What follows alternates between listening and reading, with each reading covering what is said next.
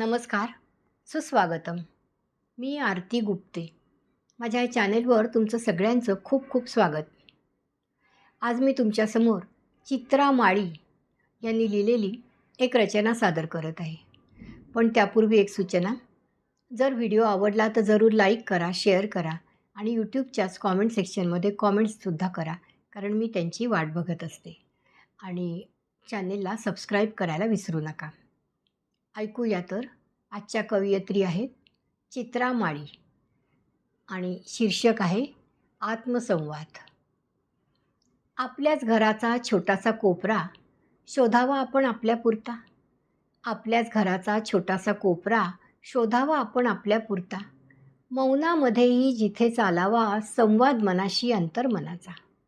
त्या खिडकीशी मांडावी बैठक अन गरम कॉफीचा एक मग. दूर पहुडलेला एक डोंगर, त्यावर विहरणारा शुभ्रसा ढग. दूर पहुडलेला एक डोंगर, त्यावर विहरणारा शुभ्रसा ढग.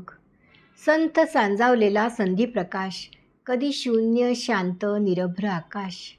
कधी शून्य शांत निरभ्र आकाश. न्याहाळावं पौर्णिमेच्या चंद्राचं खळं, कधी दिसावं आभाळ निळं. न्याहाळावं पौर्णिमेच्या चंद्राचं खळं, कधी दिसावं आभाळ निळं. फांदीवर झुलणारी चिमणी जोडी, साथीने अनुभवतात जगण्यातली गोडी. साथीने अनुभवतात जगण्यातली गोडी. अंगभर घ्यावी कधी वाऱ्याची झुळूक. अंगभर घ्यावी कधी वाऱ्याची झुळूक. जणू देहाचं व्हावं पिंपळ पान. जणू देहाचं व्हावं पिंपळ पान.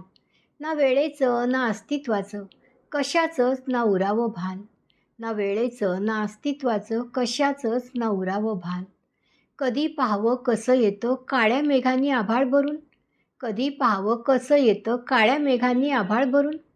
तावदानावरच्या पावसाचे थेंब ओघळावे आपल्याही गालांवरून. ओघळावे आपल्याही गालांवरून. धन्यवाद. कवयित्री आहेत चित्रा माळी आणि सादर करती आरती गुप्ते.